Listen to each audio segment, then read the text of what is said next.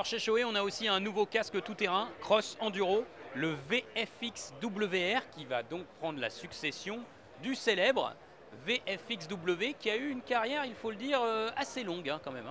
Alors ce casque, il a été retravaillé de fond en comble par Shoei, mais il a conservé sa coque qui est quand même très atypique au niveau de la forme, qui est très spéciale, qui est quand même très onéreuse à fabriquer, nous a raconté Shoei, notamment parce que c'est une coque fabriquée en plusieurs parties, donc c'est assez compliqué. Ensuite, il y a de l'assemblage, donc il y a une grosse manufacture sur ce casque, en fibre, bien sûr, c'est un casque haut de gamme, comme tous les casques Shoei.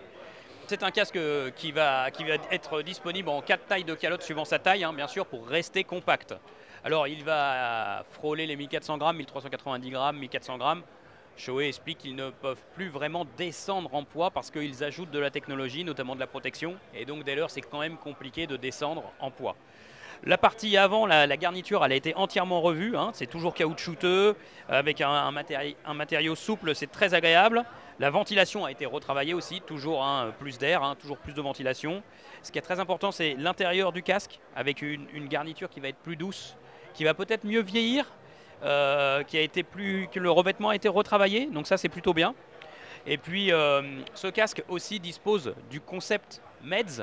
En fait, c'est un nouveau concept que adoptent certains fabricants, à savoir c'est un montage un petit peu souple au niveau de la calotte, au niveau du supérieur. Ici chez Shoei, c'est au niveau supérieur que ça se passe, pour diffuser l'impact et pour que le casque ne retransmette moins l'impact lors d'un choc, et spécialement lors d'un choc dans cette partie-là, ou quand on roule vraiment au niveau de la partie supérieure du casque.